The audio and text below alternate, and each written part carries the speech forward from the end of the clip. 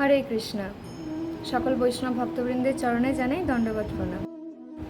একটা প্রশ্নের মুখোমুখি আমরা অনেক সময় হয়ে থাকি যে আমরা তো এটা শুনেছিলাম যে ভক্তি করলে সব কষ্ট চলে যায়, আর কোনো দুঃখই থাকে না নাকি জীবনে, শুধু আনন্দ আর আনন্দ থাকে। তাহলে ওই ভক্তদের জীবনে এত দুঃখ কেন? ওই ভক্ত বাদ দিলাম, স্পেশালি আমার জীবনে এত দুঃখ কষ্ট কেন? আমি তো ভক্তি করছি। তো এইটা বোঝার জন্য আগে 3টে জিনিস আমাদের বুঝতে হবে।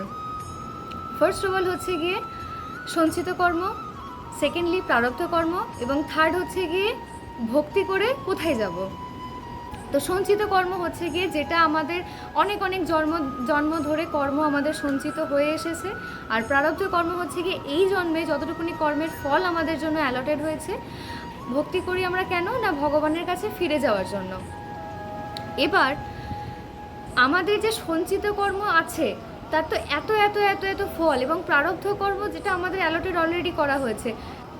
এইবার আমাদের কিছু তো ফল ভোগ করতেই হবে, না হলে কি করে হবে? এবার ভক্তি করলে যেটা হয় সেটা হচ্ছে গিয়ে এমন কর্মের ফল আছে যার জন্য হয়তো আমাদের হাতটা পাটা কেটে বাদ চলে যেতে পারতো একটা অ্যাক্সিডেন্টে, কিন্তু সে জায়গায় কি হলো, অ্যাক্সিডেন্টটা হলো কিন্তু হয়তো আমার হাতে একটা ছোট্ট কাটা দাগ পড়লো, হাতটা পাটা বাদ চলে গেল না।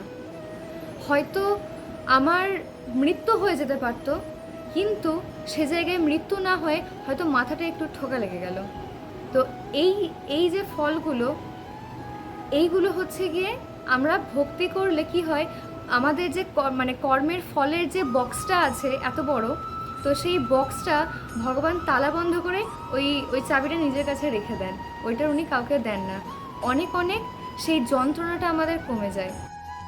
এই জন্য ভক্তি করাটা হচ্ছে গিয়ে ইম্পর্টেন্ট।